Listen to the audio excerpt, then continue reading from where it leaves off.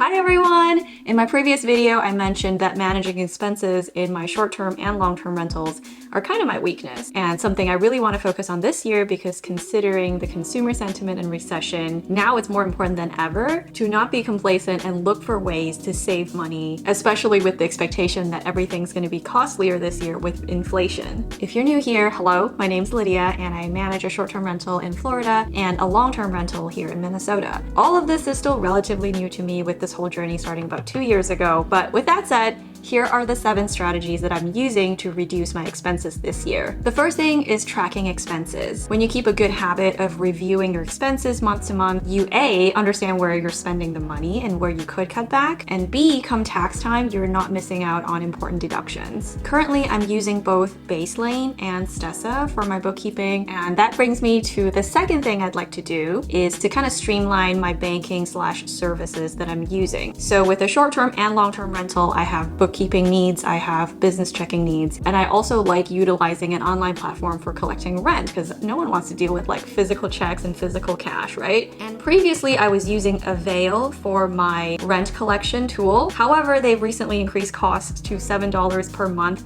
which I know is not a ginormous amount of money, but if I can save that and still have the same efficiency, then why not? For business checking, I've tried different accounts. Novo has a really nice user interface and I've mentioned them before. However, they don't offer any interest. And then separately, I was using Stessa as my main bookkeeping software. However, they've recently made some changes with the pro account now and a free account. And a lot of the good features were kind of nerfed on the free account. I wasn't loving the multiple software and monthly fee setup, and that's when I came across Baselane. At the time of recording, they have a 4.25% interest, which is pretty good for business checking, and better than Stessa now that they have reduced their interest rate for those with a free account. I can collect rent through them and there are no fees, either for the tenant or for myself, and they also have solid bookkeeping and importing transactions type of functionality. They currently don't have an app yet, and so I haven't fully migrated my bookkeeping side over, but I'm definitely taking advantage of the business checking and the fee-free rent collection features. I'll be sure to link Baselane, Novo, and Stessa in the description below. I've honestly enjoyed all 3 for different reasons. And right now, Baselane is actually doing a promotion for new users, so if you set up an account and deposit $500 and set up rent collection through them, as a new user, you're gonna get $300 of sign-up bonus, which is basically free money. The third area I want to save on expenses is maintenance. Reviewing some of the more big ticket purchases and expenditures from last year, it came down to really utilities and landscaping. So for utilities, we plan to add some smart home devices to help us at least monitor and be on top of things when we're not physically there. We've already installed a Ratio, and no, this is not sponsored. We just have it in our primary home and we love it. And a lot of the landscape mishaps from last year with the grass dying out and needing to reseed, and then after we reseed, we needed to like make sure the irrigation schedule was like daily for a certain amount of time and then scale it back to Monday, Wednesday, Friday.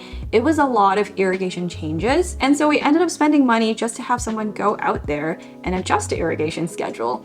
And then after multiple people showed up, then the control panel got wonky, and then we had like multiple waterings throughout the day, and then the guests would comment, hey, your lawn was being watered when I left for breakfast, it's still watering right now in the afternoon, what's happening? Wow, this is becoming a really boring story. But basically, we just spent too much money on having people go out to check on something that could really be done on our smartphone. Now that we've installed the smart irrigation system, it knows when to not water when it's like rainy season. We can see from our phone what the settings are and adjust as needed. And we're just saving so much on time, on the water consumption, and just getting a peace of mind that this is done correctly. The other smart home device we haven't added yet, but plan to, is a smart thermostat. Our utilities are more expensive than we expected, and I think part of it is just people cranking up the AC, which is fine, like it is really hot in Florida. But I think if we can take advantage of when people aren't there, especially like during slow season, May and September, if we can tone it down a little bit and optimize our energy consumption, that can also help our utility bill. The other thing within the maintenance category is the replacement of bulk items. So obviously we already buy toilet paper in bulk, that's never been in question, but there is some other stuff like pool cue tips or darts that get bent, or shower curtain liners that need replacing every so often. Those items themselves are not expensive. It's really the coordination and time. So if today my cleaner tells me the shower curtain liner needs to be replaced, and then I order it on Amazon, even if it gets here tomorrow, my cleaner is gone, and so it has to wait for the next flip. Now I have a box that's just hanging out, or I can send it to their house. But like the whole coordination is just so unnecessary because some of these things are going to need to be replaced. Why not just have it in stock, be stored in the pantry, and when like the pool Q-tips are broken again, we can call the handy person right away and they can come whenever they come. I don't have this extra step of coordinating when these things are going to get delivered. That one was partly a time saving, but you also save on cost for buying in bulk for things that you're going to need anyway. Plus, now my handy person can just knock out a few different jobs because all the supplies are on site, and I save a little bit of money on having the same handy person come out a few different times. The fourth thing I want to do is to fine-tune my team. Instead of relying on kind of one-off hires on TaskRabbit, which is obviously still very helpful, sometimes you're just in a pinch and you need someone today, there is definitely a benefit to developing a more long-term collaborative relationship with handy people with cleaners. You get to talking and maybe you discover that they work with other short-term rental hosts and you learn a few tips and tricks from what they do with their listing, or you get contact for other team members, or even just on the topic of your own house. You start to learn a little bit more about the maintenance and the operations, the advice that they have. And I think from the standpoint of the person that you're hiring, if you are a recurring business and you have a good relationship, they're probably more likely to help you out and tell you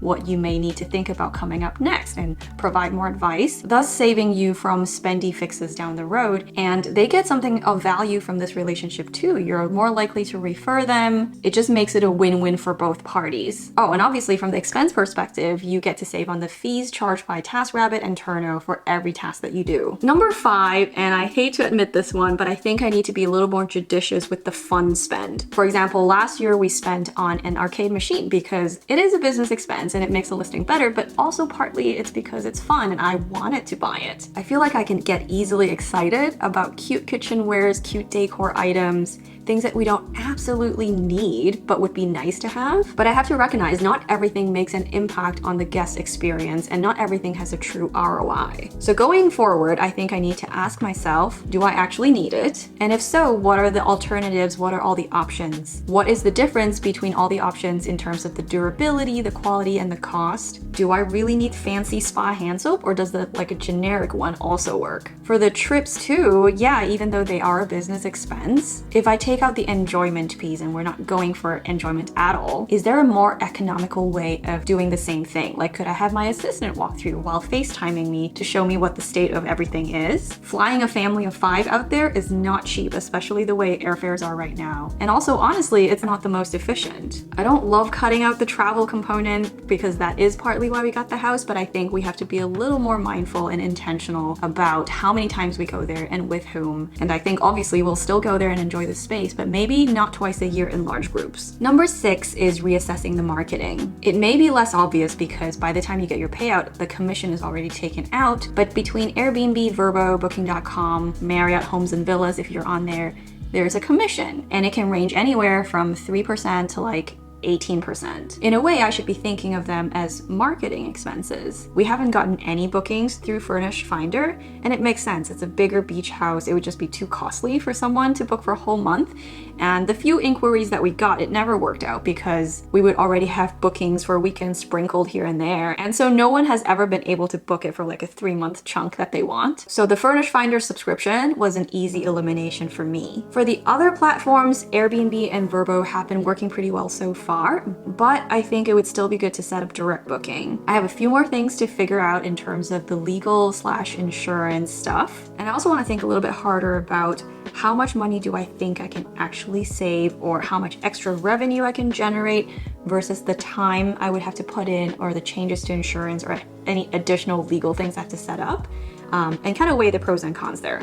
I'll circle back once I figure that out and have it set up. Number 7 is credit card optimization. If you're spending money anyway, make sure that at a minimum, you should be getting 2% cash back on all of your expenditure. You can take that as cash back versus reward points, and there should be more upside for reward points if you care about those things. But at a minimum, this should be equivalent to getting a 2% discount for everything that you spend on your business, which really adds up over time, and there's like no reason not to do it. The American Express Blue Business Plus and also the Blue Business Cash, they both offer this, just one in terms of points, one in terms of cash back. And there's no annual fee. And usually they have some promotion where you get 0% APR for the first 12 months or so, which makes it such a useful tool when you're setting up an Airbnb and buying a ton of furniture. I used the Blue Business Cash when I set up the tiny house, and then the Blue Business Plus, I got a new card when I started the beach house. I'll link both of these below, and using any of these links are completely free. And it's also a really huge way to support the channel because I get a little bit of a referral bonus. So thank you for everyone who is looking at the links in the description box. Oh, and also I feel obligated to say this every time I mention credit cards. You have to be responsible and you do not want to accrue credit card debt. You have to think of it essentially as a short-term unsecured loan and you have to pay it back. And then the last point I want to make on credit cards, ideally in addition to the 2% cash back, you should also be taking advantage of sign-up bonuses. These can range anywhere from $200 to like $1,000 a piece after you reach a certain minimum spend requirement. I think of it as basically free money and you're spending anyway. So why not optimize which payment method you're using to get more benefit? Let me know if you have other ideas on reducing operating expenses for short-term and long-term rentals. Next week will be a non-Airbnb related video, but the week after, I'm going to share a few findings I have on the Airbnb algorithm and tackle the income side of the equation. I hope you're having a great week and I'll see you again in the next video. Bye!